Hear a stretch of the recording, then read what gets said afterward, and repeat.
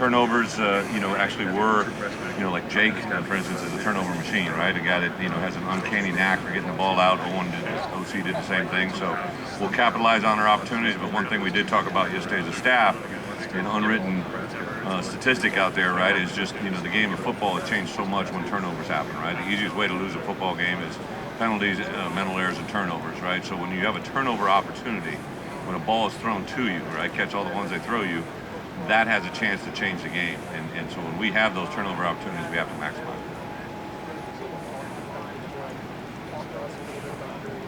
Yeah, I think we got 5, 6, 7 solid guys who a lot of those guys have experience with it, whether they're just getting into a game at the end last year. But Fitz and I, he's a little bit younger than me, all right? So remembered him as a player, grew up in the coaching profession, just very impressed with him since day one, right? Since meeting him on the road as an assistant coach to when I became the head coach at the University of Wisconsin, I actually engaged a conversation with him.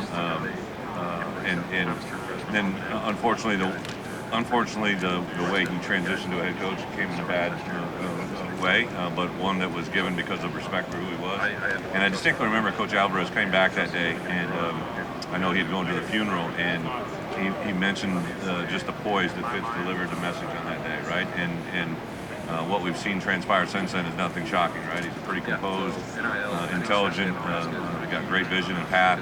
Has put Northwestern on a path that's very good, but I pointed out to our team early on, and have said it a couple times today, the Big Ten West the last 5 years have been won by 2 teams, Wisconsin and Northwestern. Wisconsin 3 times, Northwestern twice.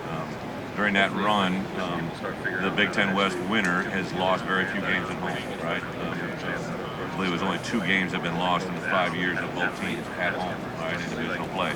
So it's important for us to have success against Northwestern, right? There's direct path to our success on the field. But I don't think that it has to ruin a relationship or a friendship or anything like that. Ironically, ran into Fitz at a golf course, right? That he had never been to, I'd never been to, and we both show up on the same day, right? So just kind of like those little things are going to happen when you're within it. It's so unique, and I told the IHSA from a football standpoint, when have you ever had 2 head coaches at a Big Ten conference that both played Illinois high school football, right? Like, I don't know if it's ever been done before, right? So for him to be at Northwestern, for me to be at Illinois, to promote the game of football, which we both love in the state of Illinois, is only beneficial to everybody. Right. Is it good to start your tenure in the season with a conference opponent right out of that? Would you rather have some kind of directional school to ease your way in? Great question. The fact walking in the building today, I hadn't really thought about it. I said it at the podium, but I hadn't really thought about it in this way. I mean, I've known I'm going to play Nebraska in Champaign on opening day, right? But today to walk into Lucas Oil and to realize the last time I was in this facility was when I was walking out after beating Nebraska in the championship game, and now to have them as our opener really kind of draws a perspective of what it is. I think to play the conference games up front is absolutely awesome. To give this great conference a stage and a level of expectation that the rest of the country has to pay attention to is good. When I was in this league before, we didn't do that. We didn't have, so the decision by Delaney to, I think back in the day, to move these games up in the schedule, it kind of showcased that our conference on a national level, which is huge.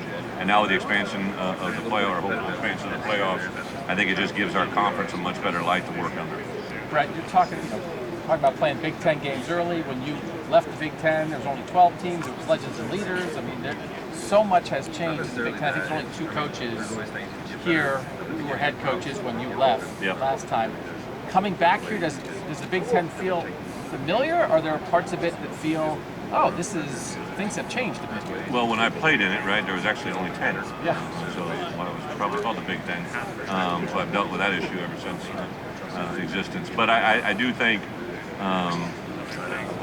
the familiarity of this conference was instant, right? The day I took the job, the first recruiting calls I make, now all the recruiting battles we're in, I've obviously played at Iowa, coached at Iowa, and then worked for Kirk, so like that really, I remember calling Kirk the day I left, right? The day I left, I think I only called 2 Big Ten coaches. I think it was Fitz and Kirk. So it has changed a lot, but it's still the same, right? Recruiting has changed, the transfer portal, the dynamics of NIL. Those are all things that are variables that are added into it right now. But the Big Ten is still the Big Ten.